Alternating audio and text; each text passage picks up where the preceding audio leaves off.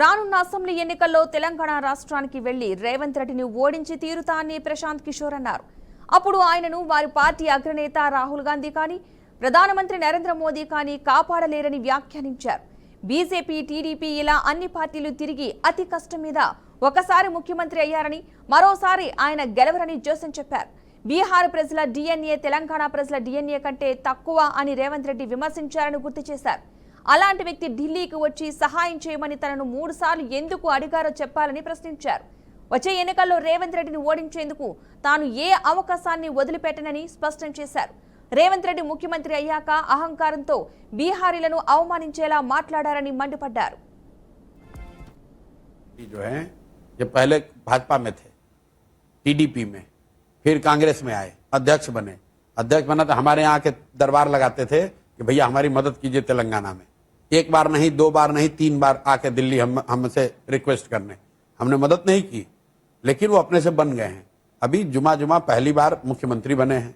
इसकी हिम्मत है, कहता है कि बिहार के लोगों का डीएनए तेलंगाना के लोगों से खराब है तो अगली बार चुनाव होगा तो तुमसे मिलेंगे तेलंगाना में, तब पता चलेगा कि किसका खराब है किसका अच्छा है। ये जो लोग बिहार के लोगों को गाली दे रहे हैं, ये समझ लें, अगर है हिम्मत तो बोल के दिखा दें। इस बार रेवंत रेड्डी पूरी ताकत लगाकर उनको हरवाएंगे, वहां पर जीत नहीं पाएंगे उनको, उनके राहुल गांधी ना बचा पाएंगे, कोई नहीं बचा पाएगा उनको तेलंगाना में।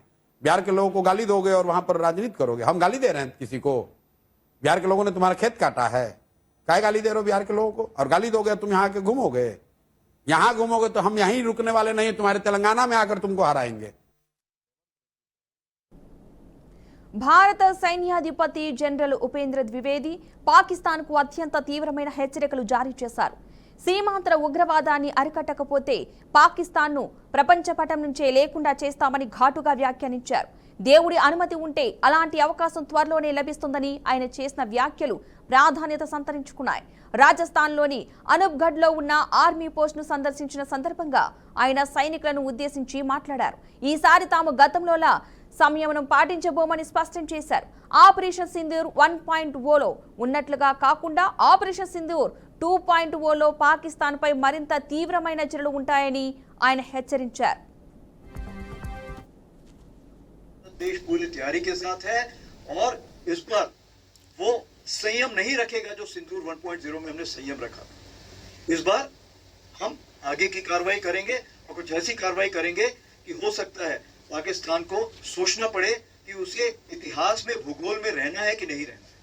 अगर उसे भूगोल में अपनी जगह बनानी है तो उसके लिए उसे जो स्टेट स्पॉन्सर टेररिज्म जिसको हम बोलते हैं, यानी कि उसका देश जो टेररिज्म को स्पॉन्सर कर रहा है उसे रोकना पड़ेगा। तो आप अपनी पूरी तैयारी करके रखिए और अगर परवरदिगार चाहेंगे, भगवान चाहेंगे, वाहेगुरु चाहेंगे तो बहुत जल्दी ही आपको मौका मिलेगा। उसके लिए ऑल द बेस्ट। जय हिंद। इस बार भारत देश पूरी వెస్టిండీస్ తో జరుగుతున్న తొలి టెస్టులో భారత బ్యాటర్ల పరుగులు వరద పారించారు. అహ్మదాబాద్లోని నరేంద్ర మోదీ స్టేడియం వేదికగా కేఎల్ రాహుల్ 100 పరుగులు, వికెట్ కీపర్ ధ్రువ్ జురేల్ 125 పరుగులు, ఆల్రౌండర్ రవీంద్ర జడేజా 104 పరుగులు అద్భుత శతకాలతో కదం తొక్కడంతో టీమిండియా పటిష్ట స్థితిలో నిలిచింది. రెండో రోజు ఆట ముగిసే సమయానికి భారత్ తన తొలి ఇన్నింగ్స్ లో 5 వికెట్ల నష్టానికి 448 పరుగులు భారీ స్కోర్ సాధించింది. ఇక దీంతో వెస్టిండీస్ పై ఇప్పటికే 286 పరుగుల భారీ ఆధిక్యం సంపాదించి మ్యాచ్ పై పూర్తి పట్టు బిగించింది.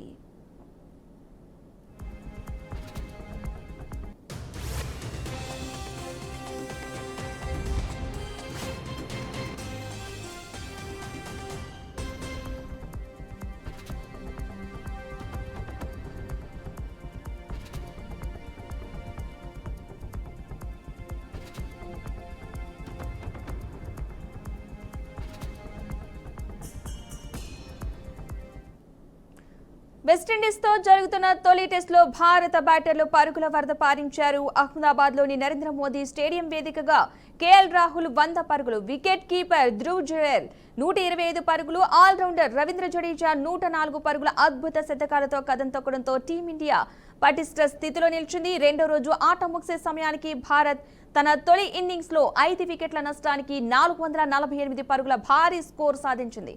ఇక దీంతో వెస్టిండీస్ పై ఇప్పటికే 286 పరుగుల భారీ ఆధిక్యం సంపాదించి మ్యాచ్ పై పూర్తి పట్టు బిగించింది.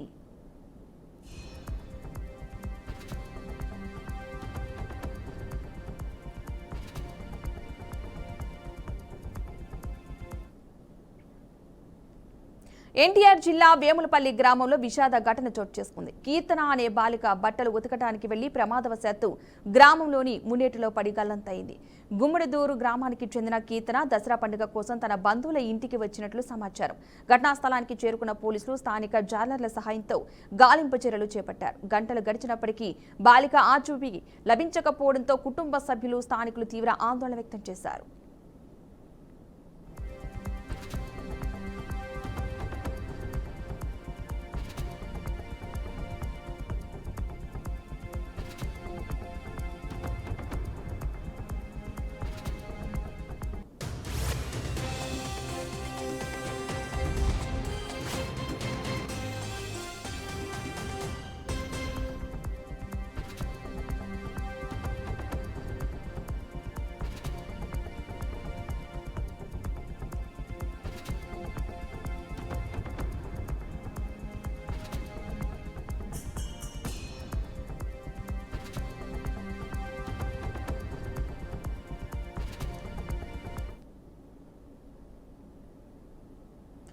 మాజీ మంత్రి రామ్రెడ్డి దామోదర్ రెడ్డి భౌతిక కాయానికి తెలంగాణ ముఖ్యమంత్రి రేవంత్ రెడ్డి నివాళులర్పించారు. హైదరాబాద్లోని ఏఐజీ ఆసుపత్రిలో చికిత్స పొందుతూ 2 రోజుల క్రితం దామోదర్ రెడ్డి మృతి చెందారు. ఈ రోజు ప్రజల సందర్శనార్థం జూబ్లీహిల్స్లోని ఆయన నివాసంలో భౌతిక కాయాన్ని ఉంచారు. రేవంత్ రెడ్డితో పాటు పలువురు నాయకులు నివాళులర్పించారు. దామోదర్ రెడ్డి కుటుంబ సభ్యులను ముఖ్యమంత్రి పరామర్శించారు.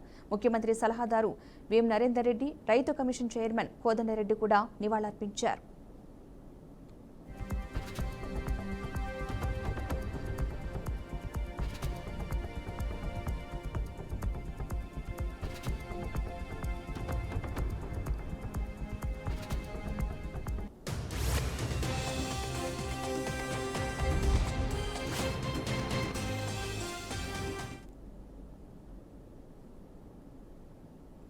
తిరుపతి జిల్లా మురకంబట్టు నగరవనంలో ప్రియుడిని కట్టేసి ప్రియురాలపై 3 యువకులు గ్యాంగ్ రేప్నకు పాల్పడిన ఘటన రాష్ట్ర వ్యాప్తంగా సంచలనం సృష్టించింది. అయితే 3 నిందితులను పోలీసులు ఈరోజు కోర్టులో ప్రవేశపెట్టారు. కానీ అంతకంటే ముందు అందరూ చూసేలా 3 నిందితులను కోర్టు వరకు బేడీలతో రోడ్డుపై కిలోమీటర్ మేర నడిపించారు.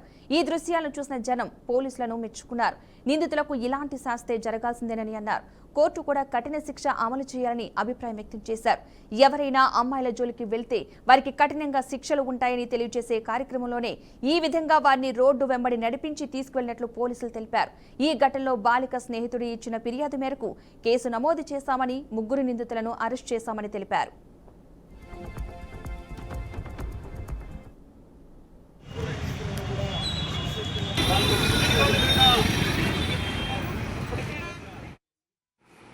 గ్యాంగ్ రేప్ చేసినటువంటి ముద్దాయినటువంటి మురకంబట్టు అగ్రహారం చెందినటువంటి మహేష్, కిషోరు, సంతపేట చెందినటువంటి హేమచంద్ర అలియాస్ హేమచంద్ర ప్రసాద్, వీళ్ళు ముగ్గురిని ఈరోజు చిత్తూరు ఫారెస్ట్ రోడ్లో సిసి గుంటారు పల్లి దగ్గర అరెస్ట్ చేసి మీ ముందు రాతపరచడం అనేది.